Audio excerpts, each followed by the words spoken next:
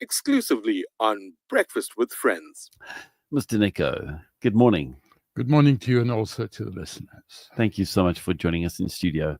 I remember I was in Matric 1994, and it was a massive point of discussion, the fact that democracy had finally arrived in our country. It was a very emotional day for me on that particular day, and I collected a whole lot of friends and people who had never been able to vote, whose parents had never been able to vote, whose grandparents had never been able to vote. And I said, let's go down together. Let's try and make history. And it was emotional because I was trying to say, maybe this is going to be a new start. I had, in the previous years, been called in for special discussions with security police on 7 different occasions. There'd been 2 attempts on my life. I'd been considered a nuisance. I'd been detained. And finally, I saw this was a chance for a new leaf for our country and for me as well. And as I cast my vote, I remember thinking, at last, there's going to be a change. There's going to be justice. There's going to be fairness. And so it's okay for me now to reflect, well, what has happened in the 30 years? Have my dreams come true? Or was I naive in what I was hoping for? And one of the things that I've looked at recently is a thing called a perception index.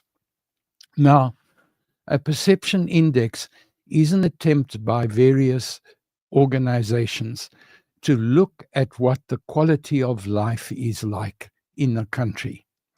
And it looks at by measuring how corrupt that country is. Oh, wow. Not only from the government perspective, but also from criminal activity within that particular country. It ranks the country in terms of 1 to 100. The least corrupt country in the world is Denmark, and they come up with a score of 1. South Africa comes with a score of 83. What? That means this is not a nice place to live if we're looking at corruption within government, and we look at corruption in terms of criminal activities. Yeah. Now, that corruption continues because it takes courage to be a whistleblower. Yeah, lots. And a number of whistleblowers have paid for it with their lives. Yeah, literally been killed. Literally been killed. It also means that there are political parties who allow corrupt people to continue, even within cabinet positions. True story. And they don't want to get rid of them because it's inconvenient to split the party further. So what I want to do is I want to look at some corruption in government and some corruption in terms of criminal activities. So last week, there was a headline story of a particular family where people entered their home, violently removed the husband and his wife, and kidnapped them. And it made the headline because there was a lot of violence attached. Now, fortunately, the criminals were very stupid because the car they used passed down the road where there were cameras. So the cameras were able to pick up the number plate, and because kidnapping is a major criminal activity, there are special crime units now that only deal with kidnapping. That's all they deal with.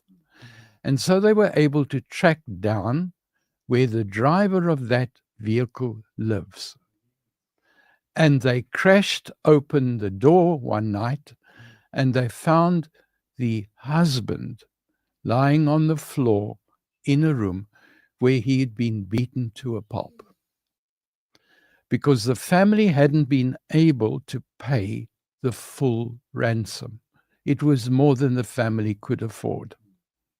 So he had to be hospitalized immediately. The wife was also found where she was having a party in the lounge with the kidnapper. What? And apparently it is now alleged, she's been arrested as a co-conspirator, that this was her way of getting the husband to loosen the purse strings. What? But it is sad now, because now there are consequences for her. There are consequences for that marriage. There are consequences for that family. There are consequences for all kinds of people. What happens if it had gone wrong and somebody had been killed in the process? And for that particular kidnapper, for one stupid night, he's now learnt a very, very expensive lesson. My story number 2 is an attorney who's now been disbarred. He specialized in suing government for medical bills for kids who are severely disabled. Okay. He then collects the money and is supposed to distribute that money to the families of the disabled kids. Yeah. So then why is it that 348 million rand of the money that went into the trust account was removed and put into his personal account? Sorry, did you say 300? 348 million. Why was it that in one particular case, 186 million rand overcharged in terms of fees of what he was entitled to was taken out? What drives somebody who starts out in life as wanting to protect vulnerable people, then ends up at that position? So while he has now been disbarred, there are further actions that have to be taken.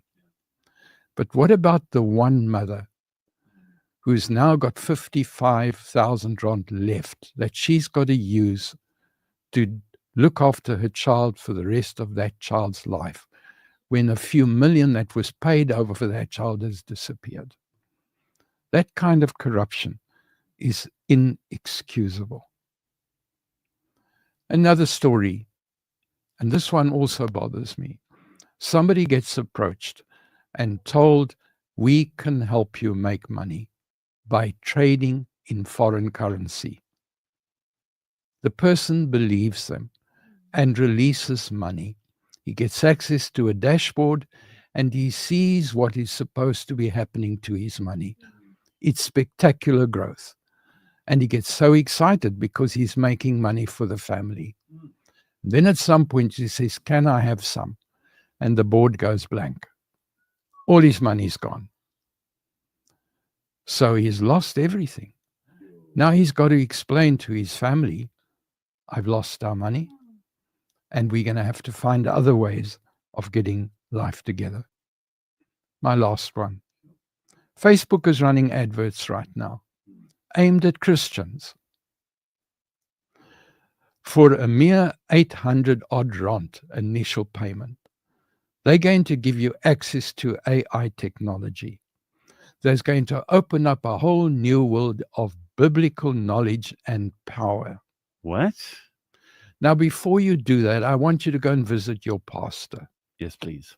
And I want you to ask your pastor to explain to you about a scam that started 2,000 years ago, when there were magicians running around in the early church who were offering special magic tricks and special knowledge.